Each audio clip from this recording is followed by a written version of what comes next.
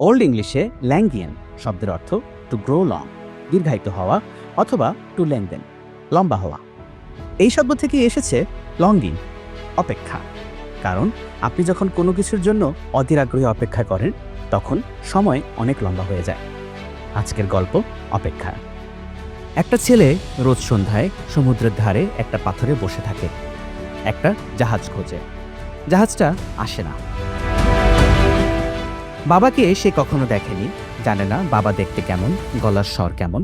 শুধু জানে একদিন একটা জাহাজ আসবে আর সেখান থেকে নামবে একজন মানুষ, যাকে সে বাবা বলে ডাকবে। ঢেউ এসে পাথরে ভাঙে, নোনা পানি চোখে লাগে, ছেলেটা চোখ মোছে না। 10 বছর ধরে সে এই পাথরে বসে আছে। আর ওই 10 বছর ওই লঙ্গিংয়ের কারণে বহুগুণ বেড়ে গেছে। আজ টেলিম্যাটাসের গল্প বলবো, আর তার বাবার নাম ওডিসিয়াস।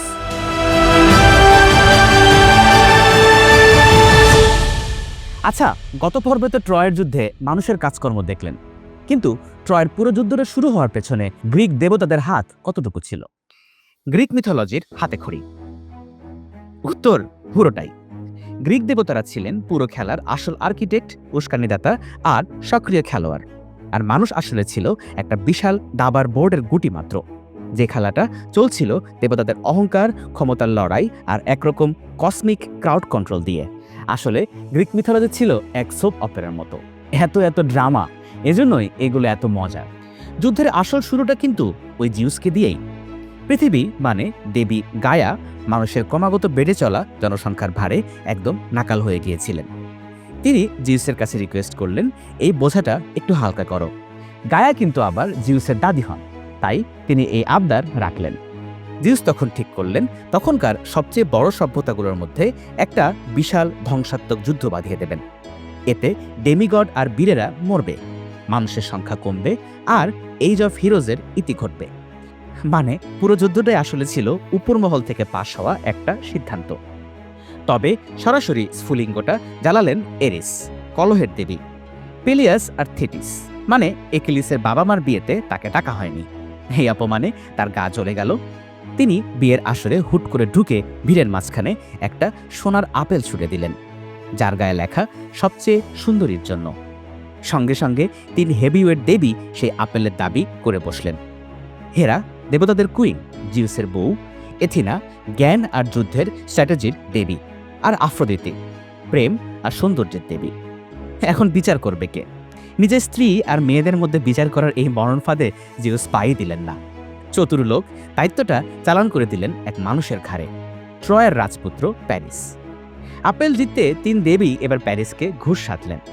হেরা সাধলেন সর্বোচ্চ রাজনৈতিক ক্ষমতা, এশিয়া আর ইউরোপের উপর রাজত্ব। এথিনা সাধলেন অতুলনীয় জ্ঞান আর যুদ্ধে অজয় দক্ষতা।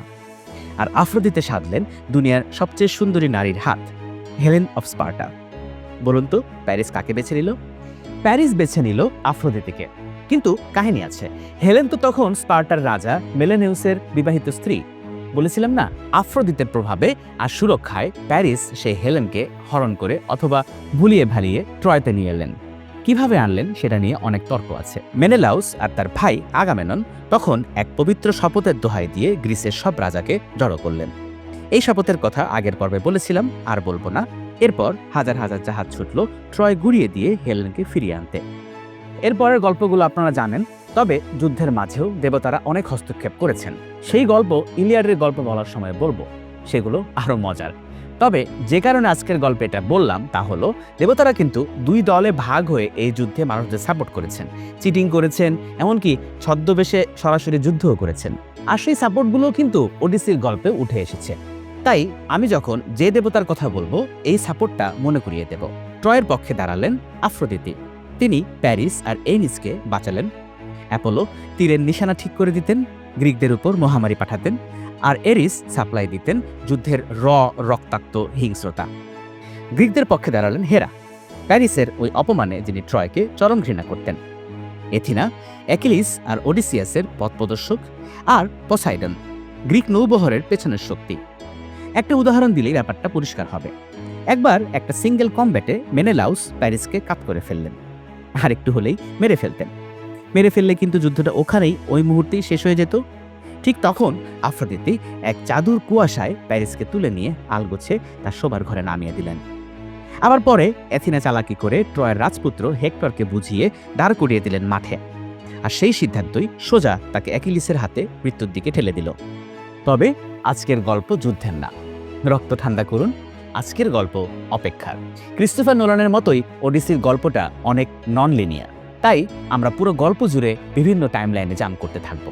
গল্পটা হোমার ট্রোজান হর্স দিয়ে শুরু করেন না, সাইক্লোপস আর সাইরেন দিয়েও না, তিনি শুরু করেন এইখানে 20 বছর পরের এক দ্বীপে একটা ছেলের অপেক্ষা দিয়ে। হোমার আমাদের অনেক আগেই স্টোরি টেলিং শিখিয়ে গেছেন। পার্ট 1, টেলিম্যাকাস। ওডিসিয়াস যখন যুদ্ধে যান, তার ছেলে টেলিম্যাকাস সবে জন্মেছে, একদম কোলের বাচ্চা। 10 বছর চলল যুদ্ধ, তারপর আরও 10 বছর কেটে গেছে, অথচ লোকটা ঘরেই ফেরেনি, মানে মোট 20 বছর। সেই কোলের বাচ্চা এখন 20 বছরের যুবক, আর বাবার মুখটা পর্যন্ত সে চেনে না। অন্য রাজারা কিন্তু ফিরেছেন। মেনেলাউস ফিরে গেছেন স্পার্টায় হেলেনকে নিয়ে, বুড়ো নেস্টর ফিরেছেন বালুকাময় পাইলোসে ছেলেদের নিয়ে, আর যে শুনতে চায় তাকেই তিনি সারাদিন যুদ্ধের গল্প শোনান।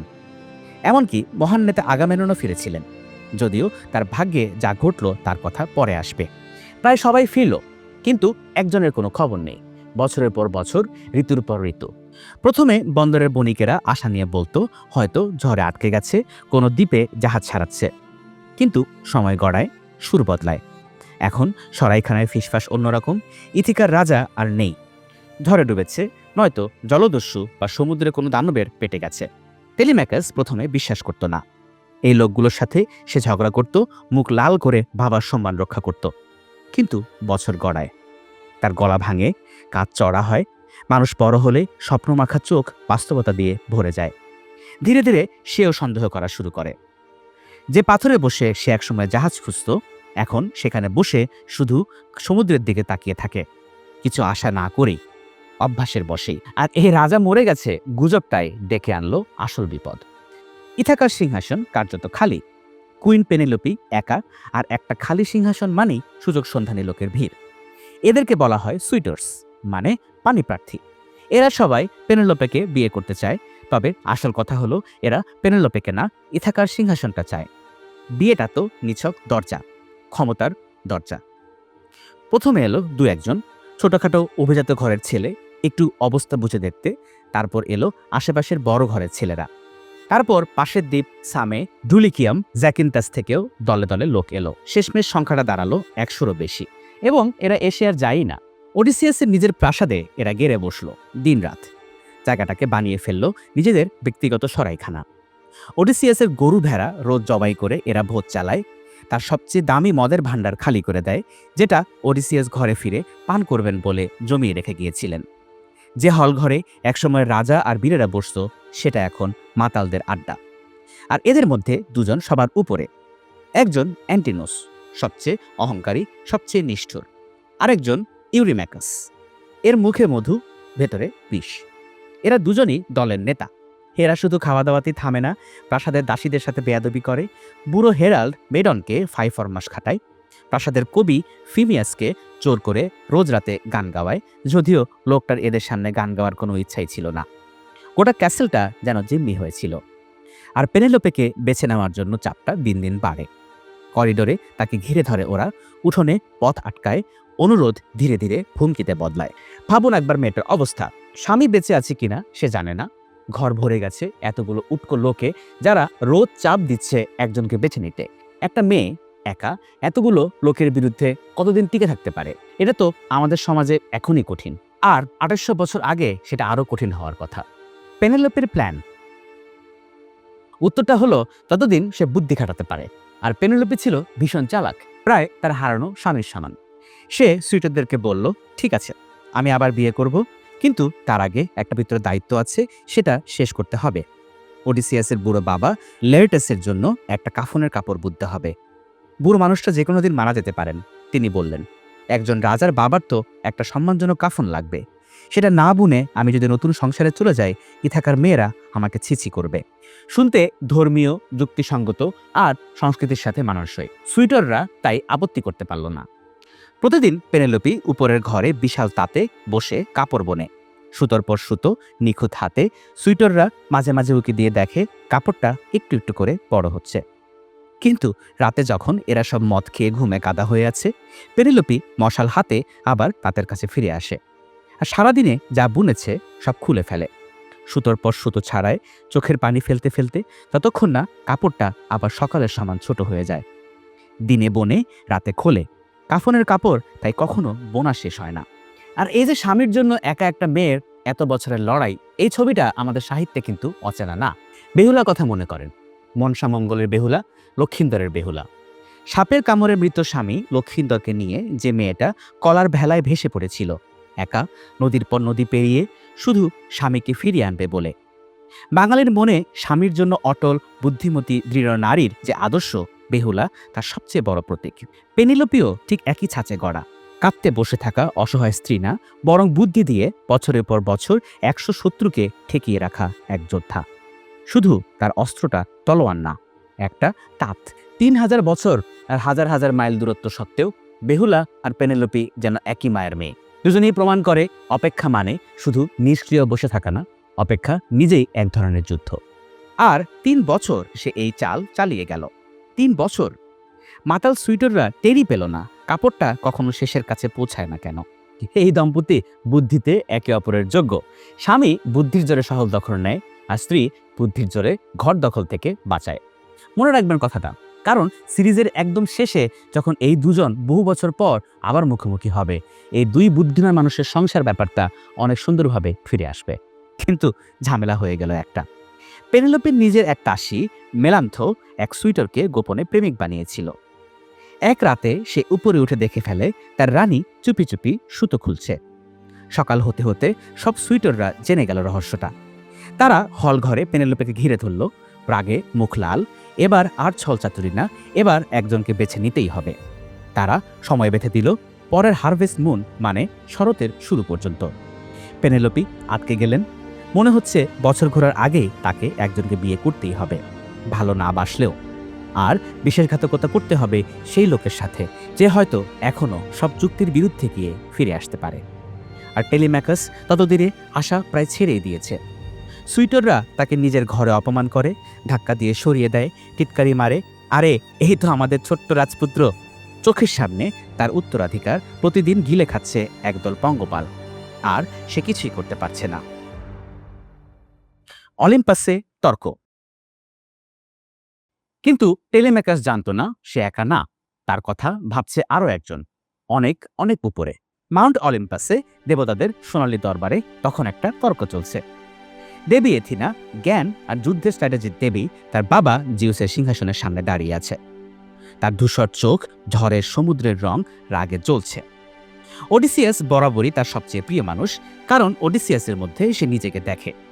শক্তির চেয়ে বুদ্ধি, গৌরবের চেয়ে প্রজ্ঞা। বাবা, এথিনা বলে। ওডিসিয়াসকে যথেষ্ট কষ্ট পায়নি। 7-7টা বছর ধরে সে আটকে পড়ে আছে ওজিজিয়া নামের এক দ্বীপে, সমুদ্রের ঠিক মাঝখানে। ক্যালিপসো নামের এক নিম্ফের বন্দী হয়ে রোজ সে সমুদ্রের পাড়ে বসে কাঁদে, ঘরের দিকে তাকিয়ে থাকে। 20 বছর ধরে সে পরিবারকে দেখেনি। তুমি কি তাকে একেবারেই ভুলে গেলে? জিউস সিংহাসনে একটু নড়ে বসেন, দাড়িতে যেন বিদ্যুৎ চমকালো। আরে না মা, তিনি বলেন। ওডিসিয়াসকে ভুলব কি করে?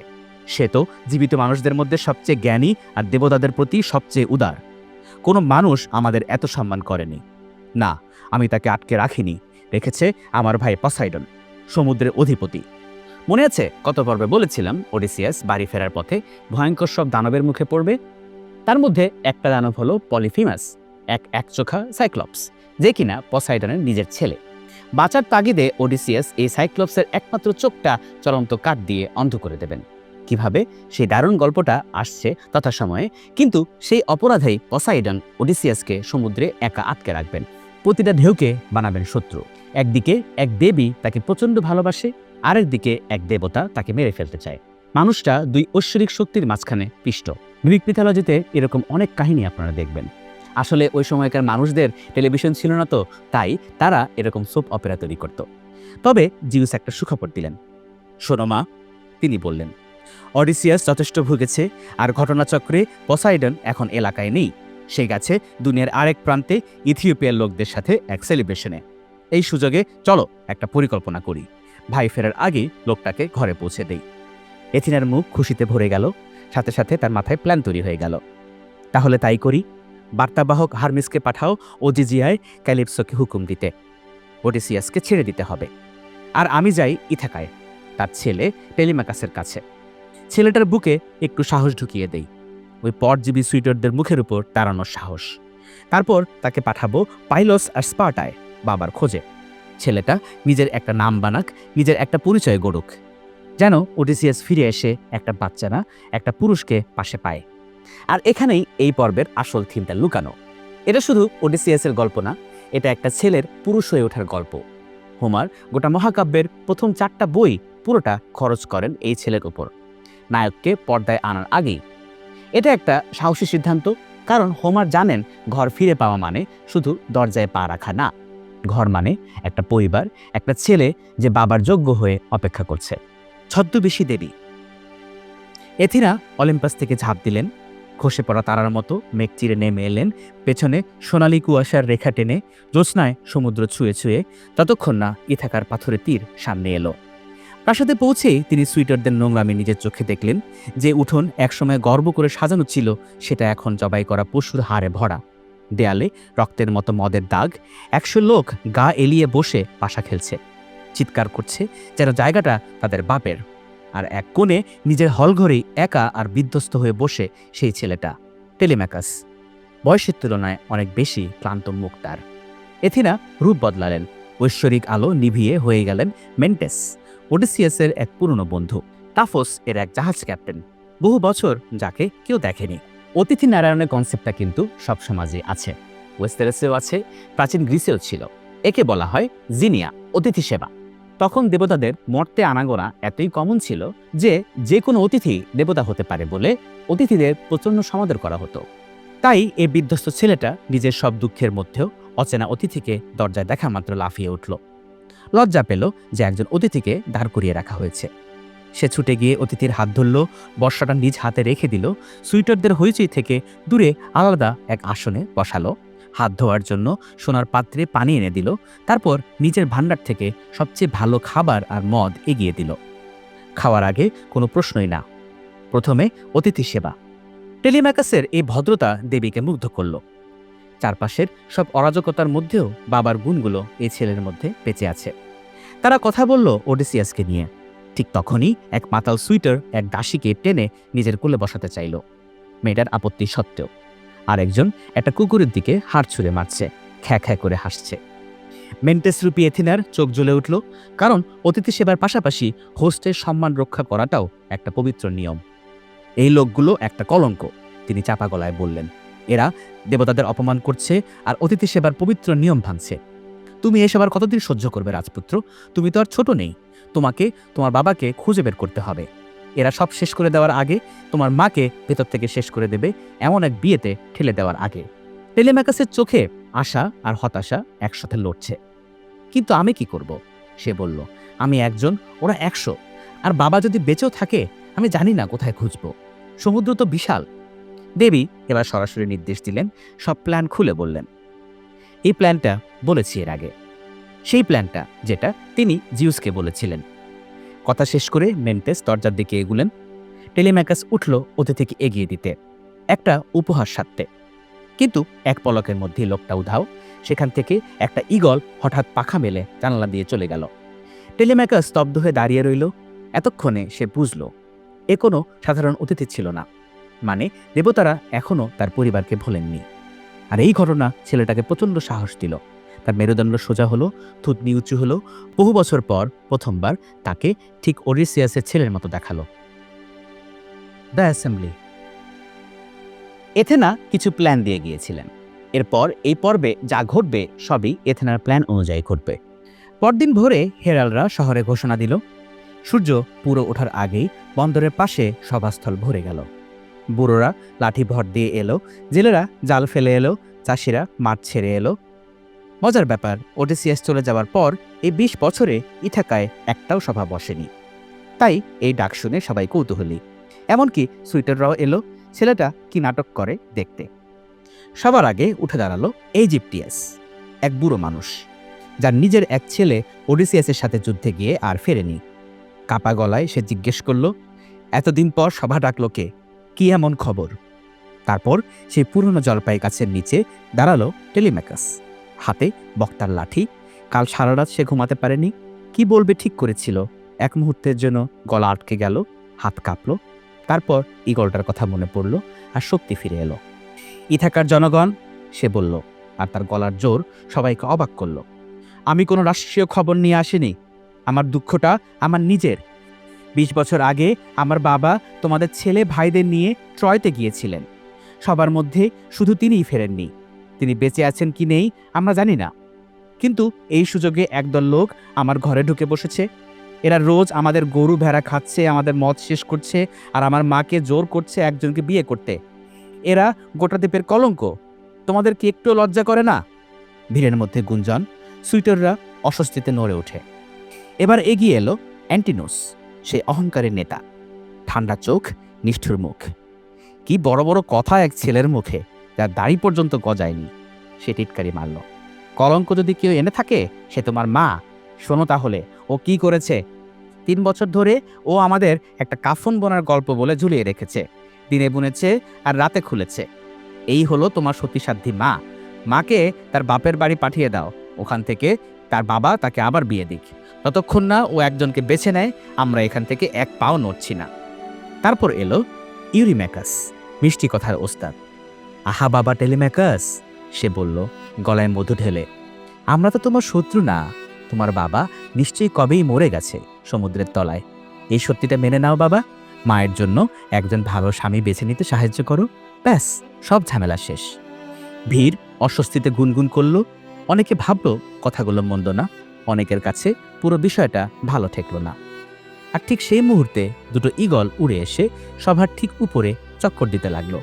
তারপর হঠাৎ একে অপরের সাথে যুদ্ধ শুরু করলো, নখ দিয়ে একে অন্যকে আঘাত করলো, তারপর উড়ে গেল। ভিড়ের ভেতর এক বুড়ো হ্যালিথার্সেস উঠে দাঁড়ালো। এই চিহ্ন আমি পড়তে পারি, সে বলল। ওডিসিয়াস মরেননি, তিনি কাছেই আছেন, আর ফিরে এলে এই ঘরে রক্ত ঝরবে। সুইটাররা সাবধান হও।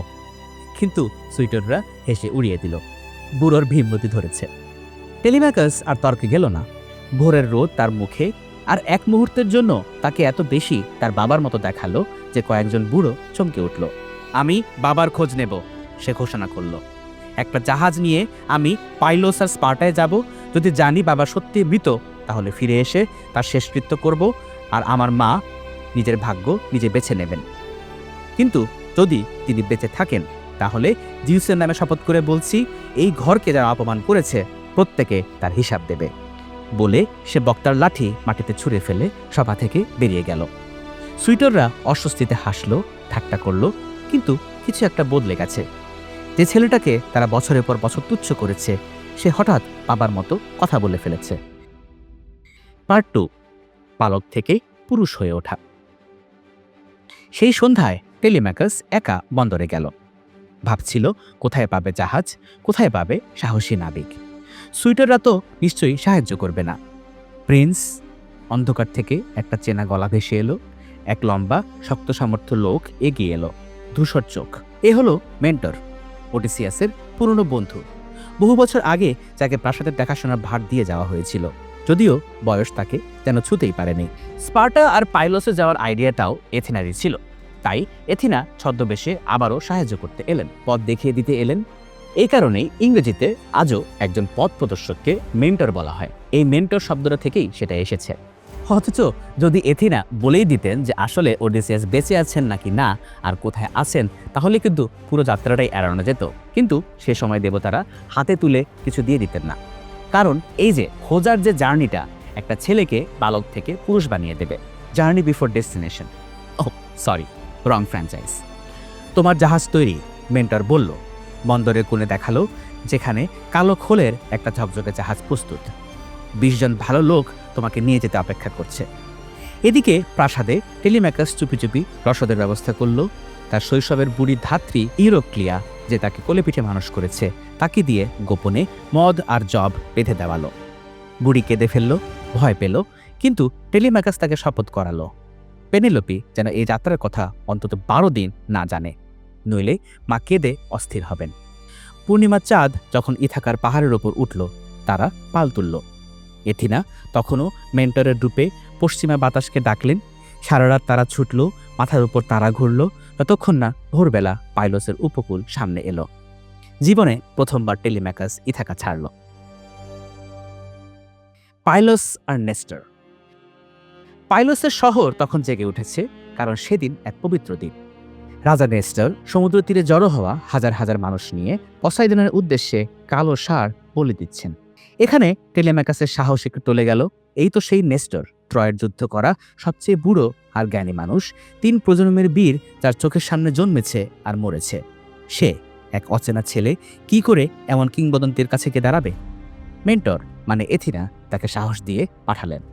বললেন, যাও। বুড়ো রাজা ভদ্রতাকে প্রচণ্ড গুরুত্ব দেন। বিনয়ের সাথে সত্যি কথা বললে সে তোমাকে সাহায্য করবে। কিন্তু ভয়ের কিছু ছিল না, কারণ অতিথি সেবার সেই নিয়ম এখানেও কাজ করল। নেস্টর আর তার ছেলেরা দূর থেকেই ডাকলো, বসালো, ভাজা মাংস আর সোনার পাত্রে মদ দিল। খাওয়ার আগে কোনো প্রশ্ন না। খাওয়া শেষ করে তবেই তিনি জিজ্ঞেস করলেন, এবার বলো বন্ধু, তোমরা কারা, কোথা থেকে এলে? আমি টেলিম্যাকাস, ছেলেটা বলল। ওডিসিয়াসের ছেলে। আপনি তার পাশে ট্রয়তে যুদ্ধ করেছেন। বলুন, তাকে শেষ কবে দেখেছেন? তার কি হয়েছে জানেন? বুড়ো রাজার মুখ বিষণ্ণ হয়ে গেল। অনেকক্ষণ চুপ থেকে বললেন, আহ, তোমার বাবা আমাদের সবার মধ্যে সবচেয়ে চালাক, আর হয়তো সেই কারণেই সবচেয়ে অভিশপ্ত। 9 বছর আমরা ট্রয়ের দেয়ালের নিচে ভুগেছি। তোমার বাবার বুদ্ধি আমাদের যতবার বাঁচিয়েছে গুণে শেষ করা যাবে না। সভায় কেউ তার কথায় পারত না, কৌশলে কেউ তার ধারে কাছে ছিল না।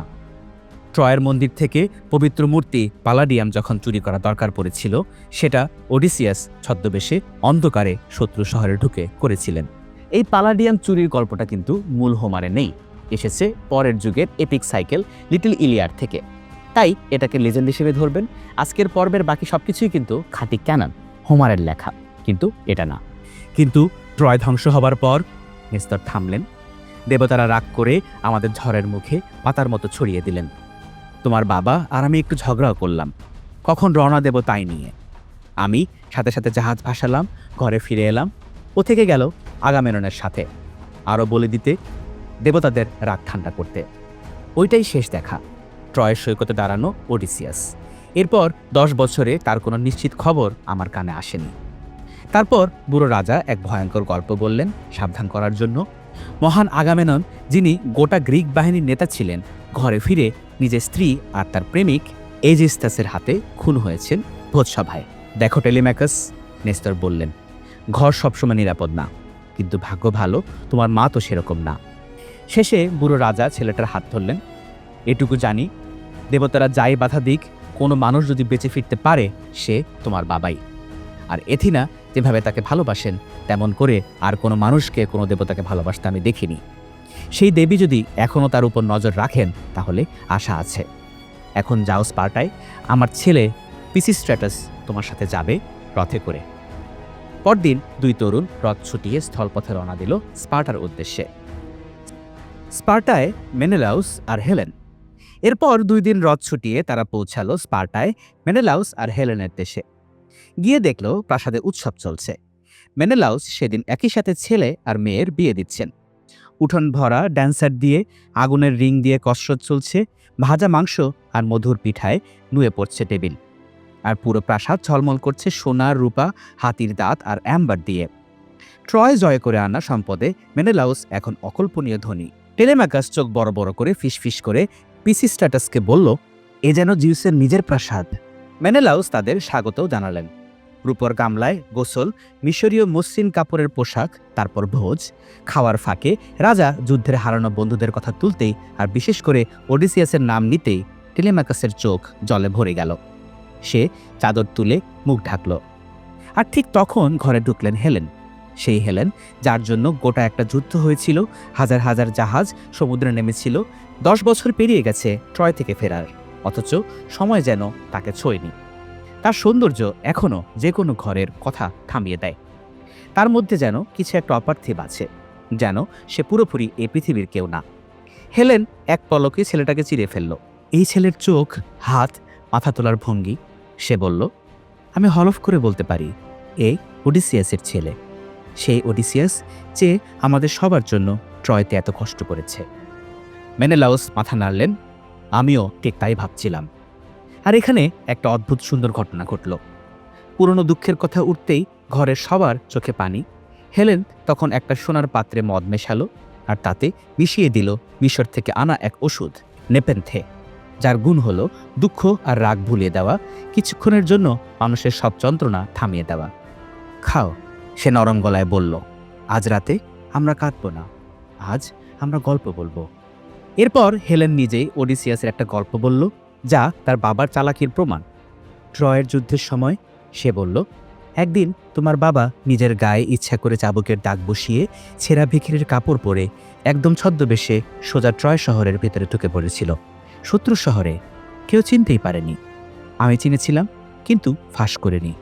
সে শহরের সব খবর নিয়ে কয়েকজন ট্রোজানকে ঘায়েল করে দিব্যি ফিরে এসেছিল। তারপর মেনেলাউস তার নিজের ঘরে ফেরার গল্প বললেন, আর সেই গল্পে লুকানো ছিল টেলিম্যাকাসের আসল উত্তর।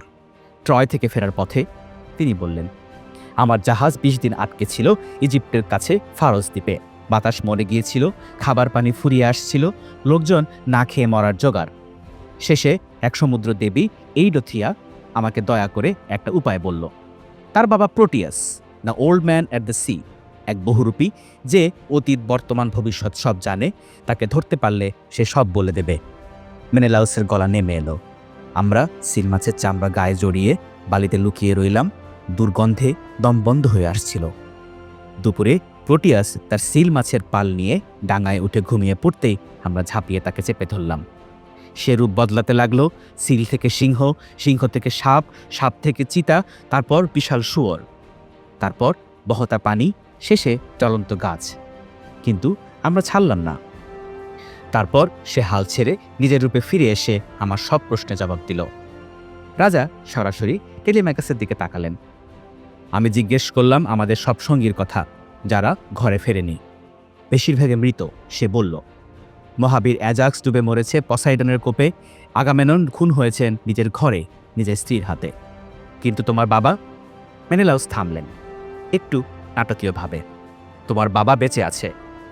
টেলিম্যাকাসের বুকটা ধক করে উঠল। প্রোটিয়াস তাকে দেখেছে এক দূরের দ্বীপে, ক্যালিপসো নামের এক নিমফের ঘরে বন্দি। অ্যাটলাসের মেয়ে। জাহাজ নেই, নাবিক নেই, ঘরে ফেরার কোনো উপায় নেই। রোজ সে সমুদ্রের পাড়ে বসে কাঁদে, ইথিকার দিকে তাকিয়ে থাকে, আর নিম্ফ তাকে ছাড়ে না। তাকে না ছাড়ার নিশ্চয়ই কারণ আছে। ইমমর্টাল বিইংরা কোনো কারণ ছাড়া কাউকে ধরে রাখে না। কতদিন আগের কথা এটা? টেলিম্যাকাস মরিয়া হয়ে জিজ্ঞেস করল। 7 বছর, মেনেলাউস স্বীকার করলেন। কিন্তু প্রোটিয়াস মিথ্যা বলে না। অন্তত সেদিন পর্যন্ত তোমার বাবা বেঁচে ছিল, এটুকু নিশ্চিত। খেয়াল করুন, এই খবরটা কিন্তু বেশ কয়েক বছর পুরনো। টেলিম্যাকাস জানলো বাবা বেঁচে ছিল, কিন্তু এখনো আছে কিনা কেউ নিশ্চিত না। আশা যত ক্ষীণই হোক না কেন খুব জরুরি। এই খবরটা তাকে আশা দিল। এদিকে ইথাকায় টেলিম্যাকাস যখন স্পার্টায় বসে বাবার খবর নিচ্ছে, তখন ইথাকায় ঘটছে অন্য নাটক। সুইটররা যখন জানলো যে টেলিম্যাকাস আসলেই চলে গেছে, তারা রীতিমতো ঘাবড়ে গেল। কারণ যে ছেলেটাকে তারা এতদিন তুচ্ছ বাচ্চা ভেবে এসেছে, সে হঠাৎ একজন পুরুষের মতো উদ্যোগ নিয়েছে। আর সে যদি সত্যি বাবার কোনো খবর বা কোনো মিত্র নিয়ে ফেরে, তাহলে এদের সবার কপালে দুঃখ আছে। অ্যান্টিনুস সবচেয়ে জঘন্য বুদ্ধিটা দিল। ছেলেটা ফেরার আগেই ওকে শেষ করতে হবে, সে বলল। একটা দ্রুতগামী জাহাজ নিয়ে আমরা ইথাকা আর সামের মাঝখানের ওই চ্যানেলটায় পেতে থাকব। ফেরার পথে ওখানে ওকে খুন করে সমুদ্রে ভাসিয়ে দেব। বাবার পর ছেলে কেউ আর ফিরবে না। বাকিরা সায় দিল। একটা জাহাজ সাজিয়ে তারা অন্ধকারে ওই চ্যানেলটার দিকে রওনা দিল, খুন করার অপেক্ষায়। আর এই খবরটা যখন প্রাসাদের বিশ্বস্ত হেরাল্ড মেডনের কানে এলো, সে ছুটে গেল পেনেলোপির কাছে। এতদিন পেনেলোপি জানতেনই না যে তার ছেলে ঘর ছেড়েছে। মনে আছে টেলিম্যাকাস তার ধাত্রী ইউরিক্লিয়াকে শপথ করিয়েছিল মা যেন না জানে। এখন এক নিঃশ্বাসে দুটো খবর তার উপর ভেঙে পড়ল। ছেলে চুপি চুপি বিপজ্জনক সমুদ্রে বেরিয়েছে, আর সুইটররা তাকে খুন করতে ওত পেতে আছে। এতদিন পেনেলোপি স্বামীর অপেক্ষায় নিজেকে পাথরের মতো শক্ত রেখেছেন, কিন্তু এখন স্বামী নিখোঁজ, আর এবার তার একমাত্র ছেলেটাও মৃত্যুর মুখে। তিনি মেঝেতে বসে পড়লেন, কাঁদতে লাগলেন। বুড়ি ইউরিক্লিয়া স্বীকার করলেন সেই গোপনের রসদ বেঁধে দিয়েছে, আর কেঁদে ক্ষমা চাইলেন। শেষে পেনেলোপি প্রার্থনার ঘরে গিয়ে দেবী এথিনার কাছে প্রার্থনা করলেন ছেলেটাকে যেন বাঁচানো হয়। কাঁদতে কাঁদতে তিনি ঘুমিয়ে পড়লেন, আর এথিনা তাকে দয়া করলেন। তিনি পেনেলোপির মৃত বোন ইপথিমের একটা ছায়ামূর্তি বানিয়ে তার স্বপ্নে পাঠালেন। কেঁদো না বোন, ছায়ামূর্তি ফিসফিস করল, তোমার ছেলের সাথে স্বয়ং দেবী এথিনা আছেন, সে নিরাপদে ফিরবে। ঘুম ভেঙে পেনেলোপের বুকটা একটু হালকা হলো। খেয়াল করুন, এই যে গল্পে যত নারী আছে প্রায় প্রত্যেকে অপেক্ষা করছে আর কষ্ট পাচ্ছে। এটা কাকতালীয় না, হোমার ইচ্ছা করে দেখাচ্ছেন যুদ্ধের দাম শুধু যে বেরিয়ে যায় সেই দেয় না, যে ঘরে বসে অপেক্ষা করে সেও সমানভাবে দেয়। টেলিম্যাকাস অবশ্য এই ষড়যন্ত্রের কথা কিছুই জানে না। সে শুধু জানে ২০ বছর পর প্রথমবার একটা নিশ্চিত খবর পাওয়া গেছে, বাবা বেঁচে আছে, আর সেই খবর তাকে নতুন শক্তি দিয়েছে। সেই রাতে এথিনা তার স্বপ্নেও এলেন, ছদ্মবেশে না, এবার একেবারে দেবীর বেশে। ঘরে ফেরা তাগিদ দিলেন, জানালেন তিনি তার বাবাকে সাহায্য করছেন ক্যালিপসোর কাছ থেকে বের হবার জন্য, কিন্তু তার রাস্তা এখনও অনেক বড়। তার একজন শক্ত সন্তান দরকার যে তার ঘর সামলাবে, আর সেই সরু চ্যানেলটার ফাঁদটা কিভাবে এড়াতে হবে তাও বলে দিলেন। তাই সে এবার একটা শক্ত মন নিয়ে ঘরে ফিরছে। আরও কারণ ছিল, স্পার্টা ছাড়ার ঠিক মুহূর্তে আরেকটা সাইন এসেছিল। তাদের রথ যখন সোনালি ফটক পেরুচ্ছে, একটা ঈগল পাহাড় থেকে ঝাঁপ দিয়ে এলো। থাবায় একটা মোটা সাদা রাজহাঁস, যেটা সে প্রাসাদের আঙিনা থেকেই ছো মেরে তুলেছে। হেলেন তাদের বিদায় দিতে এসেছিলেন। চিহ্নটা দেখে খুশিতে হাততালি দিয়ে উঠলেন তিনি। শোনো রাজপুত্র, তিনি বললেন, আমি এই চিহ্ন পড়তে পারি। ঠিক যেমন এই পাহাড়ি ঈগল নেমে এসে পোষা রাজহাঁসটা ছিনিয়ে নিল, তেমনি ওডিসিয়াস তার সমস্ত বিচরণ শেষে নিজের ঘরে ফিরে প্রতিশোধ দেবে ওই সব পোষা মোটা সুইটারদের উপর, যারা তার ঘরে বসে ভোজ চালাচ্ছে। মিলিয়ে নিও, তোমার বাবা ঘরে ফিরছে, আর যখন ফিরবে রক্ত ঝরবে। আজকের গল্পে ওডিসিয়াস ছিলেন না, পুরো পর্বটা ছিল অপেক্ষার গল্প। কিন্তু আমরা জেনেছি সে কোথায়, ওজিজিয়াতে, ক্যালিপসোর কাছে। কিন্তু আমরা জানি না তিনি সেখানে পৌঁছলেন কিভাবে। দেখব সেই ৭ বছর আসলে কেমন ছিল, দেখব সেই দেবী যিনি অমরত্বের লোভ দেখিয়েও একটা মানুষকে ধরে রাখতে পারলেন না। আর প্রথমবারের মতো চোখের সামনে দেখব সেই লোকটাকে যার জন্য একটা ছেলে ১০ বছর পাথরে বসেছিল, আর একটা স্ত্রী ৩ বছর কাফনের কাপড় বুনে আবার খুলে ফেলল। এর সাথে আমরা দেখলাম যে ঘরে ফেরা যন্ত্রণাটা শুধু যে ঘুরে বেড়ায় তার না, যারা ঘরে বসে থাকে তাদেরও। এই কথাটা মনে রাখবেন, এই সিরিজের এটাই মূল থিসিস। আমরা অবশেষে দেখা পাবো ওডিসিয়াসের আগামী পর্বে। মিস করতে না চাইলে সাবস্ক্রাইব করবেন, কমেন্ট করবেন, জানাবেন কেমন লাগলো। ভালো থাকবেন, হ্যাপি রিডিং।